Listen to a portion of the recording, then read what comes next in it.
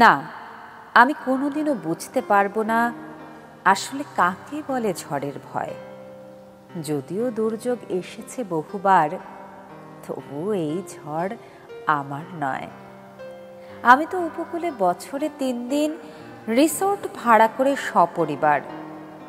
আমি তো বস্তিকে কাঁথার মতো দেখি, যদি বা জোটে প্লেনে জানলা ধার। যাদের ঘরই নেই, রাস্তাই সম্বল, যাদের হাতে আজও যায়নি ত্রাণ, তাদের কোনো ছবি আমার ঘরে নেই। বিপদে পাশে আছে গীতবিতান।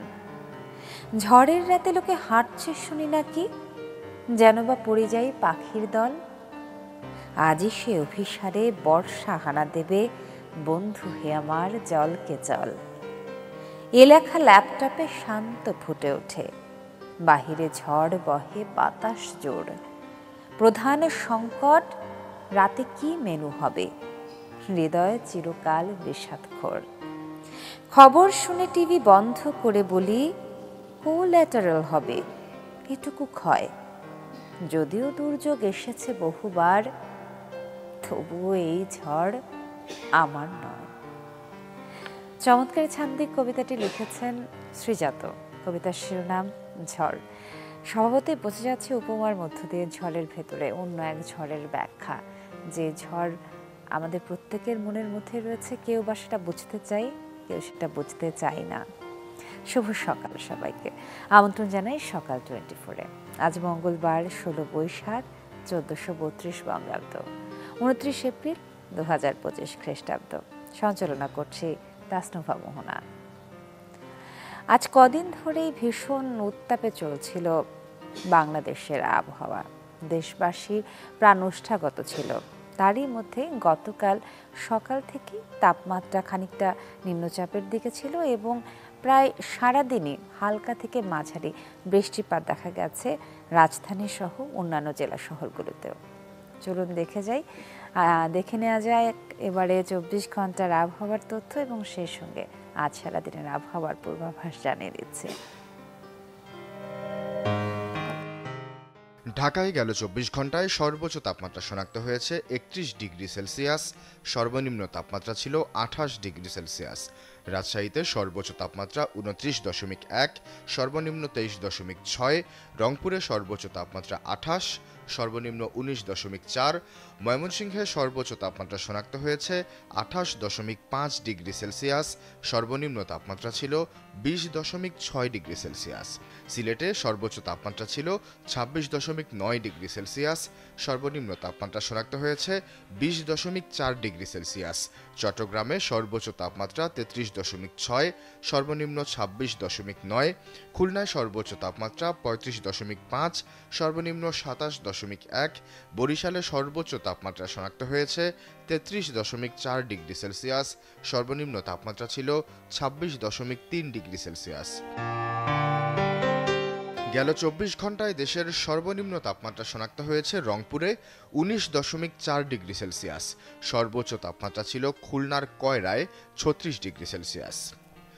আজ ঢাকা, ময়মনসিংহ, খুলনা, বরিশাল, চট্টগ্রাম ও সিলেট বিভাগের কিছু জায়গায় এবং রংপুর ও রাজশাহী বিভাগের 2-1 জায়গায় অস্থায়ীভাবে দমকা হাওয়াসহ বিদ্যুৎ চমকানো ও বৃষ্টি কিংবা বজ্রসহ বৃষ্টি হতে পারে। এছাড়া দেশের অন্যত্র অস্থায়ীভাবে আংশিক মেঘলা আকাশ সহ আবহাওয়া প্রধানত শুষ্ক থাকতে পারে। আজ সারা দেশে দিন ও রাতের তাপমাত্রা সামান্য হ্রাস পেতে পারে। জানছিলাম আবহাওয়া পরিস্থিতি, আর যেমনটা বলছিলাম গতকাল সারাদিনই হালকা থেকে মাঝারি বৃষ্টিপাত হলেও কোথাও কোথাও কালবৈশাখী ঝড়ের দেখা মিলেছে। গতকালের কালবৈশাখী ঝড়ে গোপালগঞ্জের বেশ কয়েকটি স্থানে বেশ ক্ষয়ক্ষতি হয়েছে, সেই বিষয়ে জানব। গোপালগঞ্জ থেকে যুক্ত হচ্ছেন সহকর্মী বাদল সাহা। বাদল, শুভ সকাল আপনাকে। যেমনটা বলছিলাম আমার দর্শক শ্রোতাদেরকে যে গোপালগঞ্জে বেশ ঝড় হয়েছে, কালবৈশাখী ঝড়, এবং কালবৈশাখী ঝড়ে জনমানুষের কি কি ক্ষয়ক্ষতি হয়েছে জানতে চাই। তাসনুভা, শুভ সকাল।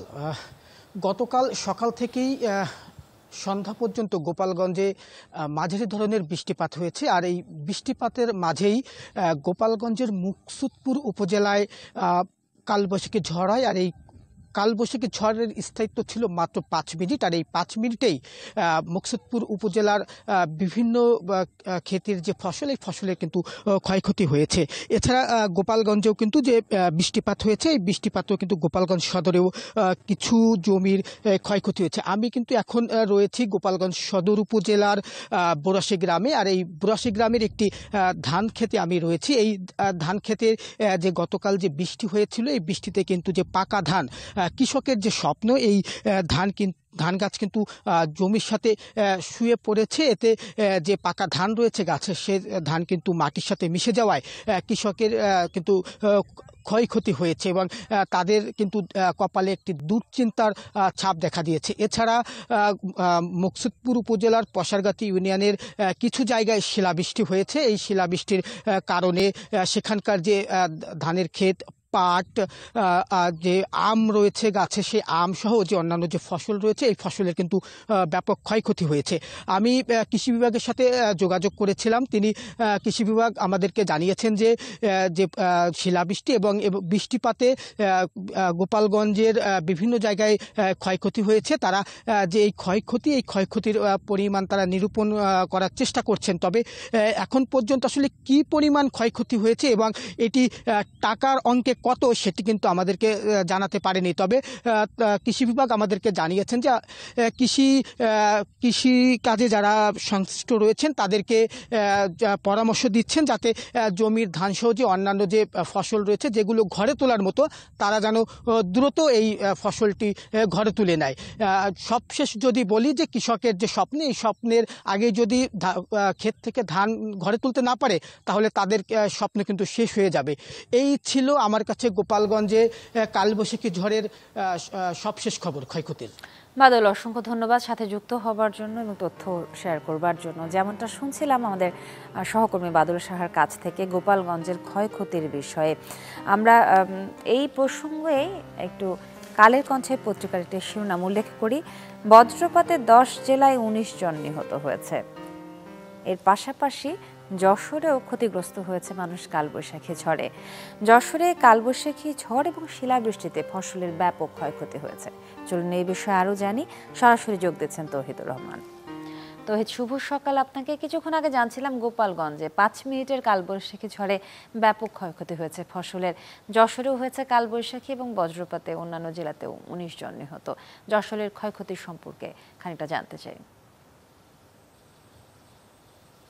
তাসনুভা, আসলে এপ্রিল জুড়ে যে তীব্র তাপদাহ, এই তাপদাহের পর গতকালের বৃষ্টি শহরে জীবনে স্বস্তি আনলেও গ্রামের চিত্র কিন্তু ভিন্ন। এখানে কৃষকের মুখে হাসি নেই, চোখে হতাশা এবং চোখে কান্নার পানিও বলা যায়। কারণ গতকাল যে ঝড়ের সাথে বৃষ্টি হয়েছে, সেই ঝড়টা খুব তীব্র না হলেও শিলাবৃষ্টির কারণে মারাত্মক ক্ষতি হয়েছে ফসলের। বিশেষ করে বড় আবাদ মাঠে রয়েছে, ঠিক ধান কাটার মৌসুম চলছে, আপনি দেখছেন যে মাঠেই ধান পড়ে আছে, অর্থাৎ শিলাটা ধানের উপরে এমনভাবে পড়েছে যে গাছ দাঁড়িয়ে থাকলেও ধান কিন্তু মাটিতে মিশে গেছে।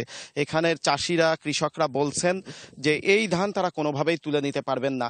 অর্থাৎ তারা যে স্বপ্ন দেখতে শুরু করেছিলেন, সেই স্বপ্ন যখন বাস্তবে রূপ দিবেন, ঠিক সেই সময় এই দুঃস্বপ্ন হয়ে তাদের সামনে দেখা দিল। এবং যশোরের চৌগাছা উপজেলাতে সব থেকে বেশি ক্ষতিগ্রস্ত হয়েছে, সেই উপজেলাতেই আমি আছি।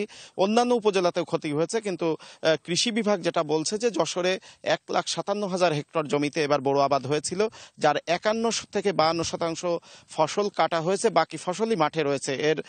এর মধ্যে চৌগাছা উপজেলার একটা বড় অংশ জুড়েই বড় আবাদ ছিল, যার পুরাটাই প্রায় নষ্ট হয়েছে এবং কৃষি বিভাগের হিসাব অনুযায়ী 60% উপরে ক্ষতিগ্রস্ত হয়েছে। কিন্তু কৃষকরা বলছেন এর ক্ষতির পরিমাণ আরো বেশি। যেমন এখানে আমি একজন কৃষক আছেন, আমি তার কাছ থেকে শুনবো যে আপনি কতটুকু জমি চাষ করেছিলেন এবং ক্ষতিগ্রস্ত হয়েছে। আমি বিগত আমন ধান মোটেই পাইছিলাম না, বুড়ে যাওয়ার পরে এরি ধান করিলাম 5 বিঘে, তা মোটেই আমি ঘরে তুলতে পারিনি। আমার পুরো ধানটাই মানে মাটিতে মিশিয়ে গিয়েছে, গাছেও নাই, আবার যা 1 বিঘে কাটা ছিল সেটাও মানে শিল পড়ে একেবারে পুরো মাটির সাথে মিশে গিয়েছে। এখন আমার পরিবারের মানে যে দুরবস্থা, মানে আমি গত আমন ধান না পাওয়ার পরে আমার যে হলো খাবারের সংকট ছিল, সেটা আমি ধার দিনা করে করেছি, বিভিন্ন এনজিওর কাছ থেকে ঋণ নিয়েছি, বিভিন্ন মহাজনের কাছ থেকে সার ওষুধ এগুলো বাকি ঝুঁকি নিয়ে আমি আজকে একেবারে পথে মানে রাস্তায়। আজকে আমার ঘরে যে জোন আমি নিয়েছি 4টে, সেই 4টে জোনের খোরাক দেবো সেই সুযোগও নেই।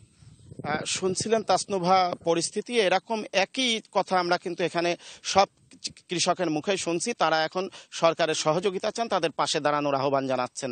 তাসনুভা, অসংখ্য ধন্যবাদ তৌহিদ আমাদের সঙ্গে যুক্ত হবার জন্য, এবং জানছিলাম আমাদের সহকর্মীর কাছ থেকে যশোরের গ্রামগুলোতে ফসলি জমির ক্ষয়ক্ষতির কথা, এবং স্বয়ং কৃষকই বলছিলেন তারা কতটা ক্ষতিগ্রস্ত হয়েছেন।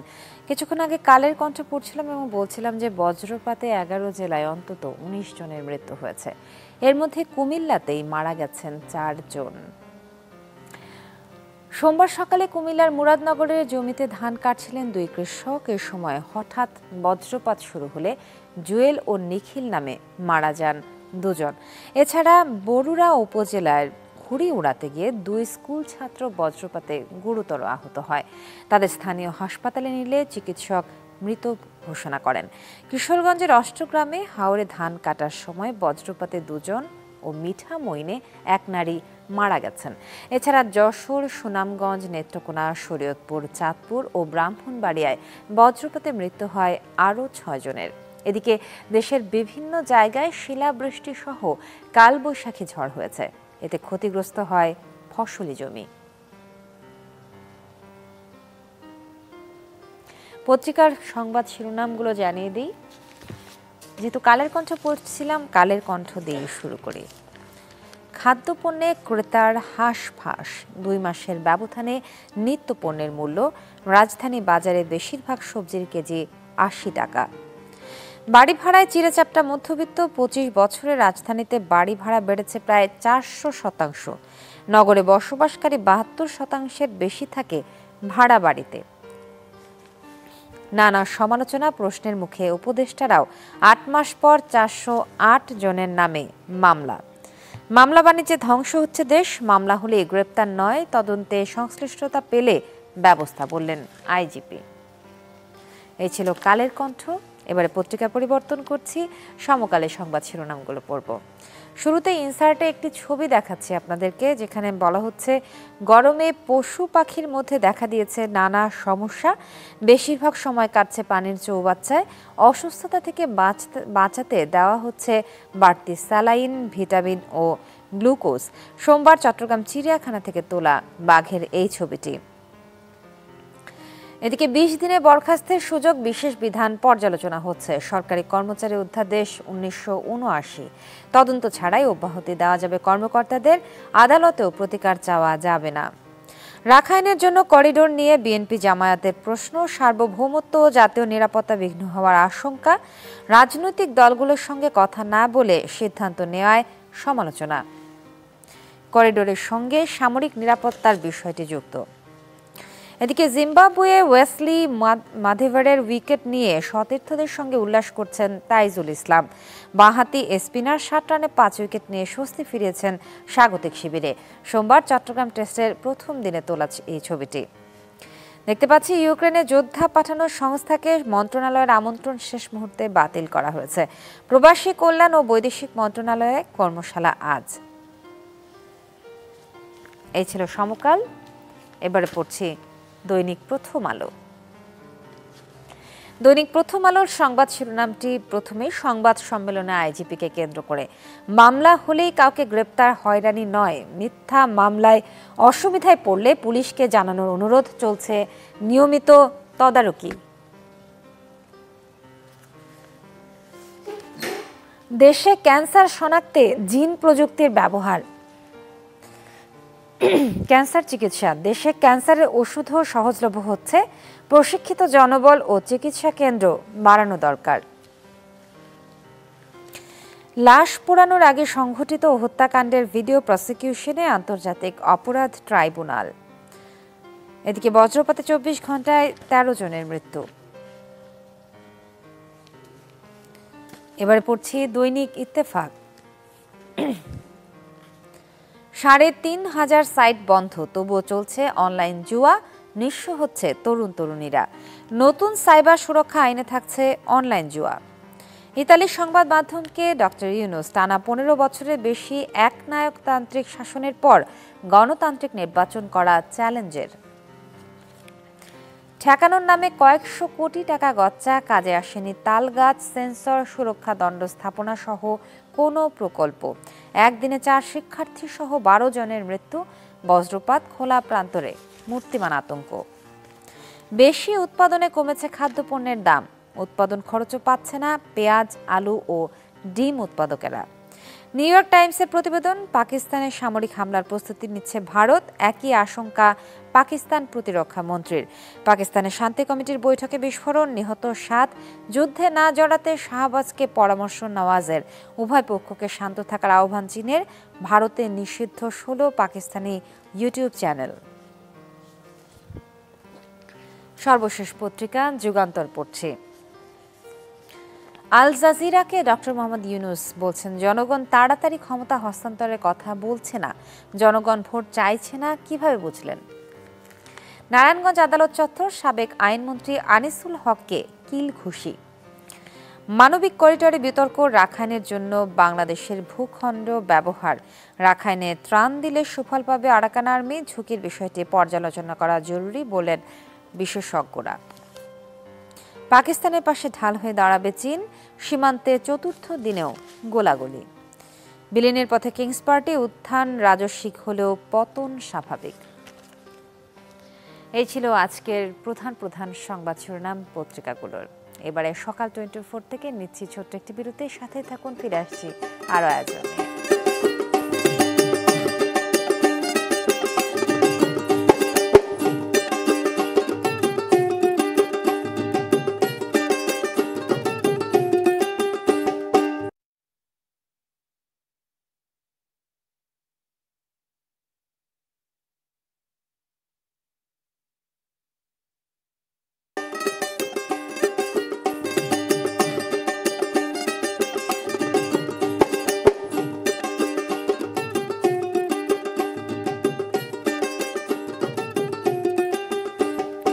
আমন্ত্রণ আরও একবার সকাল 24-এ।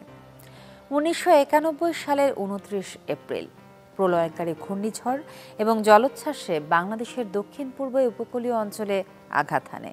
রাতের নিস্তব্ধতা ভেদ করে মুহূর্তে লণ্ডভণ্ড হয়ে গিয়েছিল কক্সবাজার, মহেশখালী, চকরিয়া, সন্দ্বীপ, হাতিয়া, নোয়াখালী, বরিশাল, পটুয়াখালী, বরগুনা, ভোলা সহ বিভিন্ন এলাকা। বিস্তীর্ণ অঞ্চল ধ্বংসস্তূপে পরিণত হয়েছিল। সরকারি হিসেবে মৃতের সংখ্যা ছিল 1,38,866 জন। নিহতদের শ্রদ্ধা ভরে স্মরণ করছি আজ। ভয়াবহ এই ঘূর্ণিঝড়ের এত বছর পরেও উপকূলের মানুষ কতটা সুরক্ষিত তাই জানার চেষ্টা করব আজ। ভোলা থেকে যুক্ত হচ্ছেন সহকর্মী আদিল হোসেন তপু। তপু, শুভ সকাল আপনাকে। আরও কয়েক যুগ আগে ফিরে যেতে চাই। 1991 সালের সেই প্রলয়ঙ্কারী ঘূর্ণিঝড়ে যে ঘটনা ঘটেছিল এবং এত মানুষ যখন মারা গিয়েছিল, সেখান থেকে আজকে 2025 সালে আমরা এসে পৌঁছেছি। তার মানে নিরাপত্তা ব্যবস্থা আরও অনেক বেশি সুরক্ষিত আগের চেয়ে এবং মানুষ আরও বেশি সচেতন। আসলেই কি না আপনার কাছ থেকে জানতে চাই। জি তাসনুভা, শুভ সকাল আপনাকে। আপনি যেমনটি বলছিলেন যে এই 91 সালে ঘূর্ণিঝড়ের পর থেকে মানুষ কতটুকু আসলে নিরাপদ। আসলে উপকূলে মানুষ সবসময় একটু অরক্ষিতই থাকে। যতই এখানে আসলে ঘূর্ণিঝড় আসুক না কেন, তাদের জন্য এগুলো একরকম আতঙ্কের কারণ হয়ে দাঁড়ায় এই উপকূলের মানুষের জন্য। আপনি জানেন যে প্রায় দক্ষিণ পশ্চিমাঞ্চলে প্রায় 19টি জেলা নিয়ে প্রায় উপকূলীয় অঞ্চলকে বলা হয় এবং প্রায় 25% মানুষ কিন্তু এই উপকূলে মানুষের বসবাস করে। তো এই অঞ্চলে যখনই ঘূর্ণিঝড় আসে তখনই এখানকার মানুষ আটকে ওঠে। তো 1991 সালের সেই ঘূর্ণিঝড়ে কিন্তু এই উপকূলীয় জেলা ভোলাতে কিন্তু অনেক ক্ষতিগ্রস্ত হয়েছিল।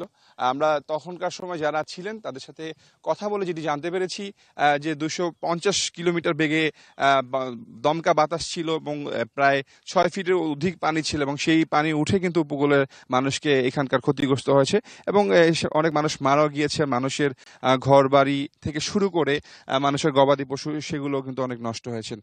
তার পরবর্তীতে অনেকগুলো ঘূর্ণিঝড় কিন্তু আসছে। প্রতি বছরই কোনো না কোনো ঘূর্ণিঝড় কিন্তু উপকূলে আঘাত হানে এবং এখানকার মানুষের কিন্তু এই ঘূর্ণিঝড়ের সাথে মানিয়ে চলতে হয়। তো সেই সরকারিভাবে এই ঘূর্ণিঝড়গুলোর সাথে যেন মানুষ নিরাপদে থাকে, আশ্রয় থাকে, সেই জন্য কিন্তু তারা বিভিন্ন ধরনের কর্মসূচি নিয়েছেন। বিশেষ করে এই অঞ্চলে প্রায় 869টির মতো আশ্রয় কেন্দ্র রয়েছে বলে আমরা জানতে পেরেছি, এবং সেগুলো যখন ঘূর্ণিঝড় আসে তখন মানুষজনদেরকে এই ঘূর্ণিঝড় আশ্রয়কেন্দ্রে যাওয়ার জন্য বলা হয়।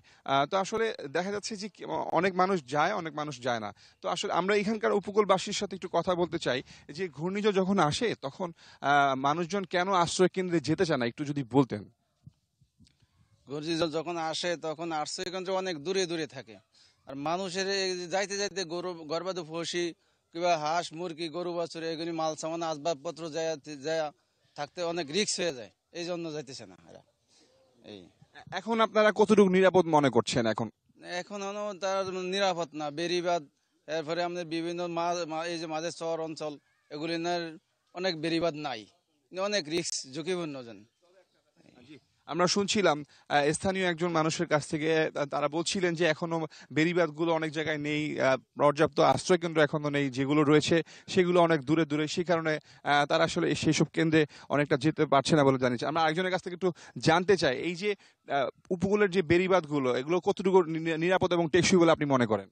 এগুলি যথেষ্ট টেকসই না, এগুলির উচ্চতা কম, যখন পানির উচ্চতা বাড়ে তখন দেখা যায় যে বিভিন্ন জায়গা দিয়ে পানি বেড়িবাঁধের উপর দিয়ে উপচে পড়ে, তারপর যেদিক দিয়ে নদীর স্রোত বেশি, স্রোতের কারণে বেড়িবাঁধ ধসে যায়। আমি মনে করি যদি পর্যাপ্ত জিওবেগ এবং ব্লকের মাধ্যমে যেসব জায়গা দিয়ে স্রোত বেশি ওগুলির স্রোতের গতি কমিয়ে বেড়িবাঁধটা পর্যাপ্ত ব্লক এবং প্রয়োজনীয় যে ব্যবস্থা আছে নিলে আমরা অনেকটা নিরাপদ মনে করব। তাসনুভা, আমরা শুনছিলাম এই উপকূলের মানুষের কাছ থেকে, তারা বলছিলেন যে এই টেকসই বেড়িবাঁধ যদি করা যায় তাহলে পানির হাত থেকে উপকূলের মানুষকে রক্ষা করা। যখনই ঘূর্ণিঝড় আসে তখন কিন্তু পানির উচ্চতা কিন্তু বেড়ে যায়, এবং সেইটাই কিন্তু এই উপকূলের মানুষের আতঙ্কের কারণ থাকে। পানির কারণে অনেক সময় মানুষের ঘর বাড়ি বসতভিটা কিন্তু এগুলো ভেসে যায়। তো সেক্ষেত্রে এগুলোকে টেকসই বেড়িবাঁধ করার দাবি জানিয়েছেন। ভোলায় প্রায় 334 কিলোমিটার বেড়িবাঁধ রয়েছে। পানি উন্নয়ন বোর্ডের তথ্য অনুযায়ী এর মধ্যে 40 কিলোমিটার কিন্তু ঝুঁকিপূর্ণ, এবং এর মধ্যে 20 কিলোমিটার অধিক ঝুঁকিপূর্ণ। বিশেষ করে ভোলার মধ্যে মনপুরার যেই বেড়িবাঁধগুলো রয়েছে সেগুলোর কাজ চলমান থাকলেও কিন্তু কাজ নিয়ে প্রশ্ন রয়েছে। তো স্থানীয় উপকূলবাসীর দাবি হচ্ছে এই বেড়িবাঁধগুলোকে যেন টেকসই করা হয়, এবং যেসব কার্যক্রম চলমান রয়েছে পানি উন্নয়ন সেগুলো যেন স্বচ্ছতার মধ্যে করা হয়। তাসনুভা, এই ছিল ভোলা থেকে। তপু, অসংখ্য ধন্যবাদ আমাদের সঙ্গে যুক্ত হওয়ার জন্য। আমাদের সঙ্গে ছিলেন সহকর্মী আদিল হোসেন তপু, এবং 1991 সালের সেই দুর্ঘটনায় যারা যারা মৃত্যুবরণ করেছেন তাদেরকে বিনম্র শ্রদ্ধা ভরে স্মরণ করছে। এবং সেই সঙ্গে যেহেতু বাংলাদেশ নদীমাতৃক দেশ, বজ্রপাত, ঘূর্ণিঝড়, কালবৈশাখী, বন্যা এসব প্রাকৃতিক দুর্যোগের আশঙ্কা থাকবেই, তাই যার যার ব্যক্তিগত জায়গা থেকে সচেতন হবার জন্য অনুরোধ করছে। সেই সঙ্গে কর্তৃপক্ষের দৃষ্টি আকর্ষণ করছে জানতে জনগণের সুরক্ষা তারা নিশ্চিত করে। চলে যাচ্ছি ভিন্ন প্রসঙ্গে। দেশের মাটিতে বিদেশি জাতের সবজি আবাদ করে সাড়া ফেলেছেন পাবনার শিক্ষার্থী আব্দুল কাদের প্রামাণিক। রূপপুর পারমাণবিক বিদ্যুৎ প্রকল্পে কর্মরত বিদেশি নাগরিকদের চাহিদার কথা মাথায় রেখে আবাদ করছেন 12 প্রজাতির বিদেশি সবজি। প্রায় 20 বিঘা জমিতে আবাদ হচ্ছে উগ্রব, লেটুস পাতা, পেঁয়াজ পাতা, সেলারি, শ্যাওয়েল, পুদিনা পাতা, ধনে পাতা, বাইঝিলি, পিতরুস্কা, বিটরুট সহ নানান বিদেশি জাতের সবজি। পারমাণবিক বিদ্যুৎ কেন্দ্রে ঘুরতে গিয়ে রাশিয়ান নাগরিকদের খাবারে চোখ পড়ে পাবনার ঈশ্বরদী উপজেলার বক্তারপুর গ্রামের আব্দুল কাদেরের। তখন আগ্রহী হন ভিনদেশি সবজি চাষে। এরপর বীজ সংগ্রহ করে জমি লিজ নিয়ে বাণিজ্যিকভাবে আবাদ শুরু করেন। বর্তমানে তার জমিতে প্রায় 12 প্রজাতির বিদেশি সবজির চাষ হচ্ছে। তরুণ এই উদ্যোক্তার চাষ করা সবজি ইতোমধ্যে রূপপুর প্রকল্পে কর্মরত রাশিয়ান সহ বিদেশি নাগরিকদের কাছে ব্যাপক গ্রহণযোগ্যতা পেয়েছে। তাই প্রতিদিন জমি থেকে সবজি কেটে গ্রিন সিটি সংলগ্ন সবজি বাজারে সরবরাহ করতে হয় তাকে। শীত মৌসুমে বিঘা প্রতি উৎপাদন খরচ 1,30,000 টাকা হলেও গ্রীষ্ম এবং বর্ষাকালে সেই খরচ দাঁড়ায় 6 থেকে 7 লাখ টাকা পর্যন্ত। Desk report, channel 24। দেশীয় সব খবরাখবরে আজ সেজেছে সকাল 24। প্রতিদিন নতুন নতুন আয়োজন পেতে চোখ রাখুন চ্যানেল 24 এর পর্দায়। ভালো থাকুন সবাই। যাবার আগে জানাই শুভ সকাল আরও একবার।